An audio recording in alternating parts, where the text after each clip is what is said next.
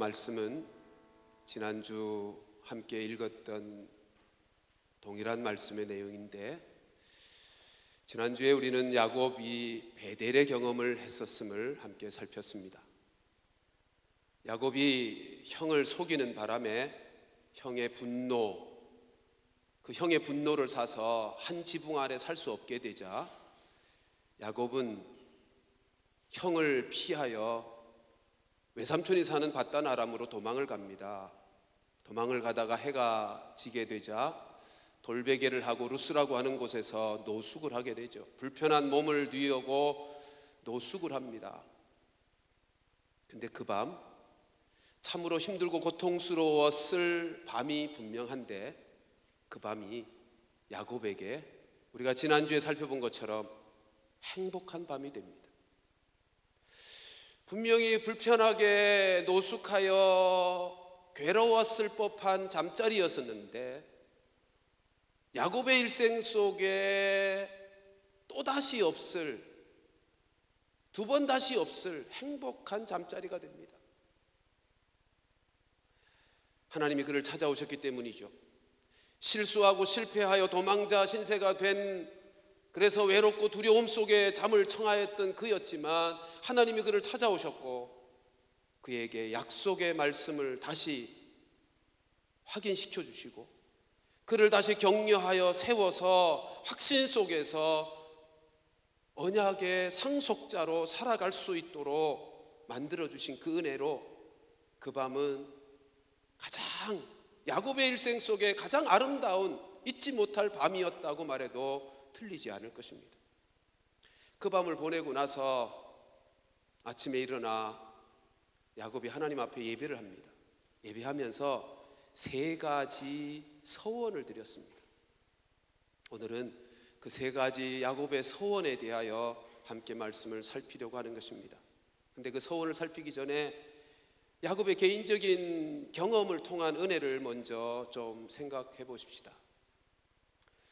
여러분, 야곱은 베델이라고 하는 놀라운 은혜를 개인적으로 경험하게 되죠. 근데 야곱이 어떤 상태였다고요? 도망자 신세였다고. 하나님의 언약을, 하나님의 은혜 안에서 하나님의 때를 기다리지 못하고 자기의 욕심과 욕망을 쫓아서 꾀를 부려서 속임수로 잘못 행하는 불신앙적 태도로 인해 도망자, 영적 실패자로 지금 하나님의 언약을 파괴시킬 수 있는 위기를 스스로 만들어 언약의 땅을 떠나버리는, 벗어나는 도망자 신세가 되어 있는 그때, 다시 말하면 전혀 예기치 않았던 때, 예기치 않은 장소에 하나님이 찾아오셨다는 거예요. 우리도 신앙생활하다 보면 개인적으로 이런 경험들이 있습니다. 다른 사람들한테는 설명할 수 없는 개인적인 은혜들이 있다고요. 어떤 때는 찬송하다가, 오늘 본문의 야곱이 예기치 않은 상황과 예기치 않은 시간과 예기치 않은 때에 하나님이 그를 만나주시고 찾아오셔서 그를 새롭게 하신 것처럼 우리도 개인적으로 하나님을 만나는 특별한 은혜를 경험할 때가 있어요. 찬송하다가, 개인적으로 기도하다가, 어떤 때는 말씀 읽고 묵상하다가, 어떤 때는 실패자가 되어서 영적 실패 속에서 많이 괴로워하고 고통스러워하는 그때, 어떤 때는 마음의 상처를 받고 우울해 있을 그때, 여러분, 하나님은 당신의 사랑하는 자녀들이 필요한 그때 찾아오시는 분이시더라는 것이에요. 당신의 사랑하는 자녀들을 통하여 하나님이 계획하신 그 일들이 이루어지도록 당신의 자녀들이 어떤 은혜가 필요한가, 그때를 쫓아서 하나님이 찾아오시고 말씀하시고 그를 붙들어 일으켜 세워주시는 그 하나님, 사랑하는 성도들이여, 그 하나님을 이 가을에 경험하는 은혜가 있기를 주님의 이름으로 축원합니다. 그 아름다운 밤, 그 행복한 은혜의 밤을 보내고 난 야곱이 하나님 앞에서 서원을 했어요. 세 가지. 첫째, 오늘 읽은 말씀의 첫 번째 야곱의 서원은 자기가 베개했던 돌을 기둥 삼아서 그 위에 기름을 붓습니다. 여러분, 이 행동이 어떤 의미를 갖겠습니까? 두 가지 의미를 가져요. 하나는 예배의 행위입니다. 그리고 또 하나는 예배하겠다는 약속, 서원의 행위입니다. 22절에 가서 보면 이렇게 말씀하죠. 내가 기둥으로 세운 이 돌이 하나님의 집이 될 것입니다 라고 서원을 합니다. 그러니까 지금 돌을 베개했던 돌이에요. 그러니까 기둥이라고 그러니까 성경을 읽으면서 아주 큰 돌처럼 생각이 들죠. 근데 어떤 돌이었다고요? 베개했던 돌로 기둥을 세웠대요. 그럼 얼마나 하겠어요? 그렇게 크지 않을 거예요. 베개하는 사람이 뭐 큰 바위를 베개하겠어요? 여러분 집에서 쓰는 베개 그 정도겠죠. 그러니까 작은, 성지 탐방 가서 야곱이 베었던 돌이 어디 있을까 기둥 한번 찾아보자. 찾아봐도 없습니다. 아주 작은 돌을 기둥으로 세우고 그 위에 기름을 부어 놓는 지금 이 야곱의 행동은 지난 밤에 만났던 하나님의 은혜에 대한 예배를 드리고 있는 것이고, 또 하나는 앞으로 이 돌이 하나님의 집이 되겠습니다, 내가 예배의 삶을 살겠습니다라는 예배에 대한 소원의 행동입니다. 여러분, 하나님의 은혜를 받은 자는 아주 자연스럽게 예배자가 됩니다. 틀림없습니다. 하나님이 찾아오셔서 하나님이 만나주신 말씀으로 만나시고 깨달음으로 만나시고 필요한 은사로 만나주시고, 그 하나님을 만난 자들에게 자연스럽고 반드시 이어지는 성도의 행위가 뭐냐 하면 예배라는 거예요. 예배.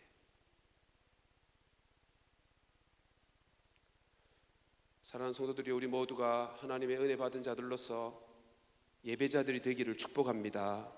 공적인 예배, 공적인 모든 예배에 소중히 여기시고 참석하는 그런 예배자가 되셔야 합니다. 주일 낮 예배, 주일 오후 예배, 수요 예배, 금요 기도회. 여러분, 교회가 함께 모이기로, 함께 예배하기로 결정하여 함께 섬기는 그 모든 공적인 예배를 우리 모두가 사모하고 기뻐해야 돼요. 기독교 역사를 보면 영적인 부흥은 예배의 부흥을 통해서 이루어졌습니다. 구약시대 때부터 지금까지 동일해요. 영적인 침체는 예배의 침체로부터 비롯되는 것입니다.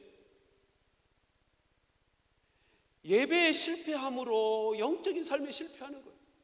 예배를 소홀히 여기고 예배에 우상을 갖다 놓고 예배를 무시하고 예배를 등한히 여기는 그것이 개인적이고 교회적이고 민족적인 영적인 타락과 부패를 가져왔다고요.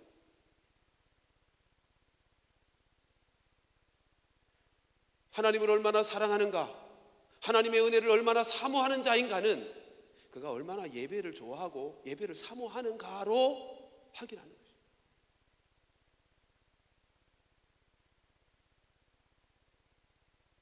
나의 지금 영적인 상태, 하나님과의 관계, 하나님의 은혜에 대한 상태, 그것은 내가 예배를 얼마나 사모하고 사랑하는가, 기뻐하는가로 증명되는 것입니다. 다시 한번 축복합니다. 교회의 공적인 예배, 그 모든 예배를 소중히 여기며 예배를 기뻐하는 성도들 되시기를 주님의 이름으로 축원합니다. 두 번째 야곱의 소원, 그것은 21절 끝에 보면 여호와가 나의 하나님이 되실 것입니다. 여호와가 나의 하나님이 되실 것입니다 라고 소원합니다. 그런데 20절부터 21절을 자세히 읽어보면 좀 분위기가 이상해요. 같이 한번 보십시다. 같이 읽습니다. 시작. 야곱이 서원하여 이르되 하나님이 나와 함께 계셔서 내가 가는 이 길에서 나를 지키시고 먹을 떡과 입을 옷을 주시어 내가 평안히 아버지 집으로 돌아가게 하시오면 여호와께서 나의 하나님이 되실 것이요. 여러분 20절 21절을 읽어보면 이게 서원이 아니라, 분명히 20절은 서원이라고 되어 있는데 서원이 아니라 흥정하는 것 같죠. 그죠? 조건부로 지금 흥정을 하고 있는 것 같아. 21절 이렇게 되어 있잖아. 나로 평안히, 그 앞에는 나와 함께 하셔서 나를 지키시고 먹을 것과 입을 것을 주셔서 나로 평안히 아버지 집, 지금 아버지 집에서 떠나왔죠. 부엘세바에서 떠나와서 지금 루스 베델이잖아요. 아버지 집까지 돌아오게 하시면 이라고. 그러면 여호와께서 나의 하나님이 되고, 그렇지 않으면 여호와는 나의 하나님 아닙니다 라고 말하는 것 같아요. 거래하는 것 같아 지금. 근데 우리 성경을 읽을 때 이런 조건절이 나오면 잘 읽어야 합니다. 히브리어는 이런 조건적 표현이 강조의 표현입니다. 여러분 우리나라 말도 그렇게 쓸 때가 있어요. 예를 들어 볼게요. 만일 아빠라면 그렇게 할 거야. 말 가능하죠? 만일 아빠라면 그거 해 주실 거야. 여러분 이 말에 아빠인지 아닌지 모르겠다는 말은 아니잖아요. 물론 그런 경우의 수도 있겠죠. 뭐 유전자 문제를 확인해야 될 상황에서 하는 말이라면 그럴 수 있겠지만, 만일 아빠라면 그거 해 주실 거야 라고 할 때 일반적으로는 아빠이기 때문에 반드시 해 주실 것임의 확신을 얘기하는 거예요. 우리말이 그렇잖아요. 근데 히브리어가 그런 식으로 표현할 때가 많아요. 확신의 표현을 조건절로 표현해요. 그러니까 그걸 그대로 풀어서 지금 번역을 하다 보니까 이렇게 돼 있는데, 보세요. 지금 야곱은 앞에서 15절에서 우리가 지난 주일에 살펴본 것처럼 15절에서 하나님이 내가 너를 어디로 가든지 너와 함께 할 것이다, 너를 지켜줄 것이다, 그리고 반드시 이 땅으로 돌아오게 할 것이고, 내가 아브라함에게 주었던 약속, 너의 아버지 이삭에게 주었던 약속, 그 약속을 반드시 지켜서 너와 내 자손으로 큰 민족을 이 땅에서 이루게 할 것이다, 열방을 복되게 하는 민족이 되게 할 것이다, 15절에서 약속하셨거든요. 그러니까 지금 그 약속의 말씀을 받고 지금 야곱이 서원하는 거예요. 표현은, 번역은 지금 조건적으로 되어 있지만, 거래하는 것처럼 되어 있지만 거래가 아니고, 이걸 제대로 의미를 살려서 번역하면 이런 거죠. 하나님이 그렇게 해주실 것을 내가 믿으니까, 믿으니까 여호와는 나의 하나님이 되실 겁니다 라고 하는 서원입니다. 여러분 여호와가 나의 하나님이 되신다는 말은 또 어떤 뜻일까요? 그러면 여호와가 나의 하나님이시라는 말씀은 구약 성경을 읽어보면 자주 나오는 말씀이에요. 이건 언약관계의 독특한 표현입니다. 출애굽기를 읽어보면 하나님이 이스라엘 백성들을 출애굽시킬 때 한 가지 목적이 있다고 말씀해요. 그 목적이 뭐냐면 나는 너의 하나님이 되고 너희는 내 백성이 되리라. 이게 출애굽의 목적이에요. 여러분 그게 구원의 목적이잖아요. 출애굽의 목적, 구원의 목적이 하나님과 우리 사이가 죄로 말미암아 끊어졌던 관계에서 구원받음으로 하나님이 나의 하나님이 되고 나는 하나님의 백성이 되는 것, 이게 출애굽의 목적이고 구원의 목적, 이거 언약 관계의 독특한 표현이에요. 여호와가 나의 하나님이 되실 겁니다. 그러니까 이 말을 풀어서 말씀드리면 이런 뜻이에요. 하나님, 내가 이제부터는 정말 하나님의 백성으로 살겠습니다. 그 말이에요. 언약의 관계 속에서 살겠습니다. 좀 더 적용거리로 풀어서 말씀드리면, 하나님, 이제는 하나님이 나의 하나님이 되셔서 하나님의 다스림을 따라 나는 하나님의 다스림에 순종하며 살아가는 언약 백성답게 살겠습니다. 말씀에 순종하며 살겠습니다라는 서약입니다. 그렇죠. 하나님이 나의 하나님이 되신다는 사실을 믿는 사람은 그 앞에서 하나님의 말씀에 순종하며 살기를 결심하게 되어 있죠. 사랑하는 성도들이여, 야곱의 이 두 번째 서원처럼 우리도 하나님의 하나님 되심, 나는 그의 백성인 줄로 알고, 아니 알았기에 하나님의 하나님 되심을 인정하고 하나님의 다스림 안에서 그의 말씀에 순종하며 살아가는 자로 우리 모두가 살아갈 수 있기를 주님의 이름으로 축원합니다. 세 번째 서원은 22절 끝에 있는 11조의 서원입니다. 야곱이 이렇게 서원하죠. 하나님께서 내게 주신 모든 것에서 10분의 1을 내가 반드시 하나님께 드리겠나이다. 여러분, 지금 하나님이 야곱에게 베델의 은혜를 베푸시면서 야, 그러니까 너 11조 해야 돼 라고 해서 11조 하겠다는 게 아니에요 지금. 그렇죠? 베델의 은혜를 경험하고 나니까 야곱 편에서 스스로 하나님, 이제는 내가 반드시 11조 할게요 라고 약속하고 있는 거예요. 왜요? 그게 하나님의 하나님 되심을 안 자들의 자연스럽고 마땅한 삶의 모습이기 때문에.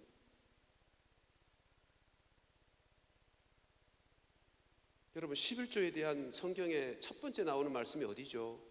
창세기 14장 20절이요. 그 사건은 이런 배경이죠. 아브라함이 자기 조카 롯이, 소돔과 고모라 땅에 살던 조카 롯이 저 북방에 있는 그돌라오멜 연합군에 의해서 포로가 되어 잡혀갔다는 소식을 들었어요. 그러니까 아브라함이 자기 주변에 있는 상수리 지역에 있는 형제들과 연합군을 이루어서 북방에 있는 그돌라오멜을 치러 올라갑니다. 그래서 싸워서 이기죠. 그래서 그돌라오멜 연합군을 다 물리치고 전리품을 가지고 돌아와요. 돌아올 때 영원한 제사장 멜기세덱, 살렘의 왕 멜기세덱이 마중하여 나오면서 아브라함을 축복합니다. 그러면서 하는 말이 14장 20절에 이렇게 말하죠. 너희 대적을 네 손에 붙이신 지극히 높이신 하나님을 뭐하라고요? 찬송하라. 그러니까 지금 그돌라오멜 연합군을 다 물리치고 승리케 하신 그 하나님을 찬송하라고 그래요. 그러면 아브라함이 어떻게 해야 되죠? 성가대 꾸려야지. 찬양팀 만들어야지. 근데 어떻게 했다고요? 11조를 드렸대요. 그러니까 11조가 어떤 의미죠? 11조는 찬송이라는 거예요. 지금 아브라함이 동문서답을 하고 있는 게 아니에요. 멜기세덱, 영원한 제사장인 멜기세덱이 와서 너 하나님을 찬송해 라고 할 때 그 의미가 뭔지를 안 거예요. 11조가 찬송이에요. 뭐에 대한 찬송이요? 하나님이 주셨다, 이것은 하나님이 주신 것이다 라고 하는 것에 믿음의 찬송이라고요. 그러니까 야곱 생각해 보세요. 야곱이 이전에는 어떻게 살았어요? 지금 이 베델에 오기까지, 루스에 오기 전까지는 어떻게 살았어요? 자기 꾀로, 자기 방법으로 살았어요. 그래서 속여서 상속권, 하나님의 언약의 상속권까지 자기가 얻어낼 수 있다고 생각했어요. 여러분, 자기 힘으로 자기 것, 자기 힘으로 얻어냈는데 하나님께 드릴 게 뭐가 있겠어요? 11조를 안 드리죠. 내 힘으로 내가 얻어낸 내 것인데 왜 11조를 하나님 앞에 드려요? 근데 그 밤을 베델의 경험을 하고 나서 야곱이 깨달은 게 뭐죠? 아하, 하나님의 주실 그 언약의 축복은 내 힘으로 얻어내어서 얻을 수 있는 게 아니구나. 자기가 그렇게 꾀를 부려서 속여 봤지만 지금 언약과는 상관이 없는 도망자가 되어버리고 말잖아요. 근데 그 밤에 나타나셔서 아브라함에게 주신 언약, 이삭에게 주신 언약을 자기에게 주시더라는 거예요. 아, 하나님이 주시는 거구나. 그 밤에 그거 깨달은 거예요. 그거 깨닫고 나니까 하나님 앞에 하나님이 주신 것, 뭐라고 고백하죠? 하나님이 나에게 주시는 것 중에 모든 것에 11조를 드리겠다는 거예요. 안 주신 것 드리는 거 아니에요. 주신 것에서 11조를 드리는, 주셨다고 믿으니까. 여러분, 11조는 하나님이 내 인생의 주인이시고 내가 가진 모든 것의 주인이심을 믿느냐 믿지 않느냐, 인정하느냐 인정할 수 없느냐를 결정하는 하나님이 주신 제도예요. 하나님의 주인 되심을 인정하느냐 믿느냐 못 믿느냐의 문제이기 때문에 이건 구약의 제도가 아니고 전 시대 속에 하나님의 나라가 완전하게 이루어지기까지 우리의 인생으로서 하나님의 주인 되심을 믿는 믿음의 고백으로, 믿음의 찬송으로 확인되는 전 시대에 걸친 제도라고. 생각해 보세요. 내 힘으로 내가 얻어서 내 것인데 10분의 1이 아니라 100분의 1, 만분의 1인들, 그건 아깝잖아요. 왜 하나님께 드리겠어요? 내 건데. 근데 하나님이 나에게 주신 하나님의 것이라고 생각하니까, 근데 그 하나님이 10분의 5도 아니야. 10분의 1만 드리래. 그러면 내가 너에게 준 것을 네가 인정한다는 것을 내가 인정하마 라고 계산하셨어요. 여러분, 하나님의 것이라고 한다면 10분의 9를 달라 그래도 드려야 하잖아요. 여러분, 우리 다 자녀를 키워 본 경험이 있겠지만 자녀 키우면서 동일하게 대부분 경험하죠. 이런 겁니다. 아이에게 맛있는 거 사서 주고 나면, 그리고는 먹는 거 보다가 장난을 치죠. 아빠 좀 줘. 그러면 아이들 어떻게 합니까? 안 줘. 안 준대요. 얄밉죠, 그죠? 네? 여러분, 다 주고 나서 아빠 좀 줄래? 그러면 안 준대. 그건 아이들만이 아니라 청소년 때도 마찬가지더라고요. 야, 그거 좀 주라. 아이, 내 건데 왜 줘요? 아이, 자기 거래. 아이들은요, 자녀들은 자기 손에 일단 들어가기만 하면 자기 거래. 얄밉죠. 그죠? 부모로서 되게 얄밉더라고. 근데 그런 때도 있잖아요. 줬는데, 예, 아빠 좀 줄래? 그러면 여기요. 그러고 주면 얼마나 대견해요. 그렇죠? 대견해요. 더 주고 싶어요. 저희 집사람이 지금도 보관하고 있는 반지 하나가 있습니다. 아마 평생 보관할 거예요. 결혼할 때 있었던 반지는 이미 시골에서 목회하다가 없어졌지만 그 반지 하나는 꼭 가지고 있어요. 지금도. 그게 어떤 반지냐면요, 우리 집 아들 명래가 초등학교 저학년 때 소풍 가면서 1,000원을 건네줬어요. 근데 그 1,000원 가지고 소풍 가서 500원짜리 반지, 엄마 반지, 500원짜리는 제 거를 사온 것 같은데 전 뭔지 모르겠어요. 근데 저희 집사람이 그것은 지금도 가지고 때때로 야, 네가 사준 거 너무 고마웠어 라고 자주 얘기해요.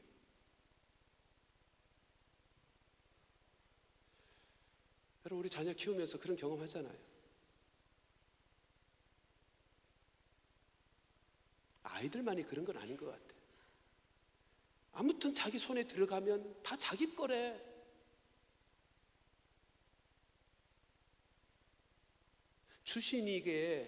주신이에게 드리는 것이 아깝다고 생각하는 것, 조금만 생각하면 이상하잖아요.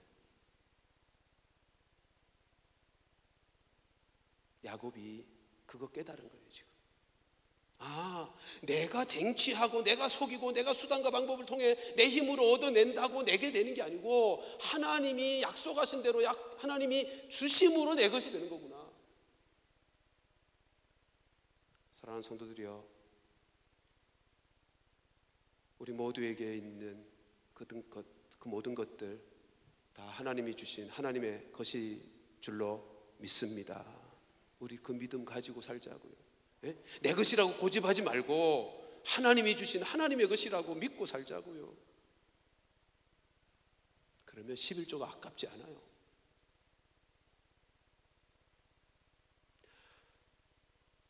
야곱이 세 가지를 서원합니다.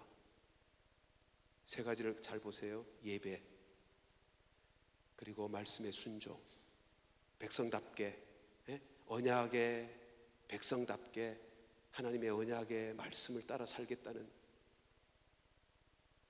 하나님이 나의 하나님이 되는 인생을 살겠다는 말씀에 순종하는 삶의 서약. 세 번째, 헌금.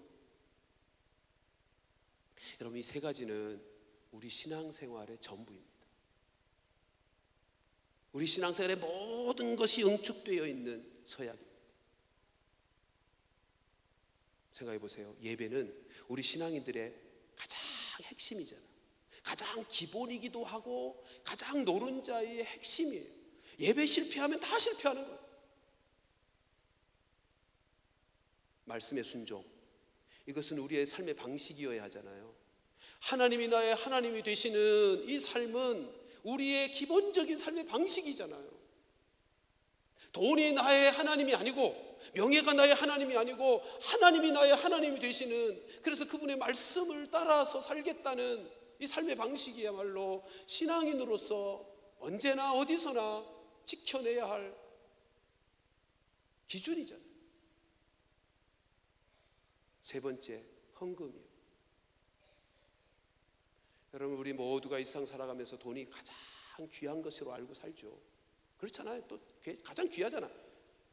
이 땅에서 가장 우리의 마음을 빼앗고 우리로 관심 갖게 하고 힘쓰게 만드는 것이 돈이잖아요. 그 부인할 사람 누가 있어요? 그러니까 이 돈, 이 물질과 관련하여 내가 하나님 앞에서 어떻게 하는가가 그 사람의 신앙을 점수를 매길 수 있는 거예요. 그 물질보다 하나님을 더 사랑하는지, 그 물질조차도 하나님을 위해서 쓸 수 있는지, 물질을 하나님 앞에서 어떻게 벌고 어떻게 쓰는가를 보면 그 사람의 신앙의 점수를 매길 수 있는 거예요. 이건 틀림없습니다. 오해는 하지 마십시오. 헌금 많이 하는 사람이 신앙의 점수가 올라간다는 말은 아니에요. 헌금 생활이 반듯해야 된다는 말이죠.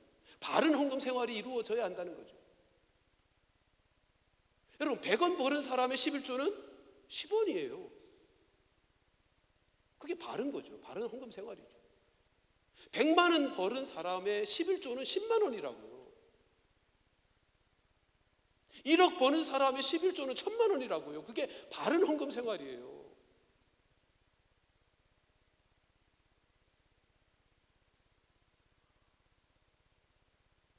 잊지 마십시다.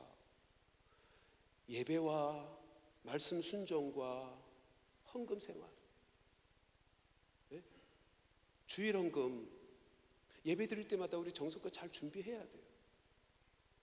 10의 1조 정직하게 해야죠. 때때로 하나님의 은혜가 감사하다면 감사 헌금도 구별할 수 있을 것이고, 그리고 제가 우리 모든 성도들에게 꼭 부탁하는 두 가지 헌신이 있죠. 선교 헌금과 구제 헌금.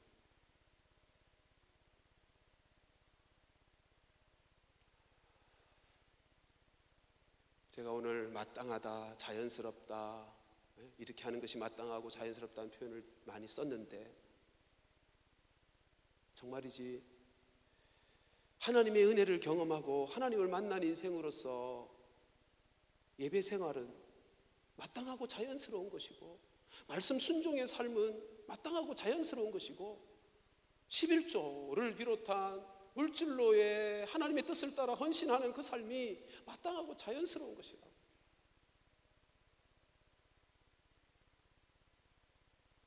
꼭 기억하십시오. 내 시간의 주인이 하나님이신 줄 알고 시간을 하나님의 뜻대로 사용할 줄 아는 사람에게는 하나님이 시간의 복을 주셔요. 은사, 나에게 주신 은사가 하나님이 주신 은사인 줄 알고 그 은사로 하나님의 뜻을 쫓아 하나님의 뜻대로 은사를 발휘하고 살아가는 사람에게 하나님이 은사의 복을 주신다고. 물질이 하나님으로부터 온 것인 줄 알고 하나님의 뜻대로 쓸 줄 아는 사람에게 하나님 물질의 복을 주시는 게 너무 당연한 거예요.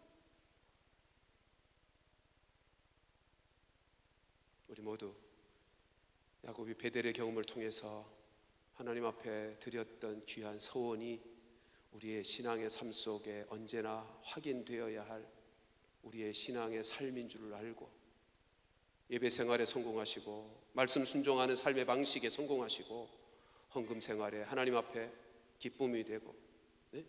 우리가 우리 자녀들과의 관계에서도 대견스럽고 기뻐하잖아요. 그렇게 하나님 앞에 기쁨이 되고, 그래서 야곱을 통해서 하나님 계획하신 모든 일들이 이루어진 것처럼 우리를 통해서도 하나님의 약속된 축복의 역사, 계획하신 모든 하나님의 뜻 이루어드림에 쓰임받는 귀한 성도들 되시기를 주님의 이름으로 축원합니다. 기도하겠습니다.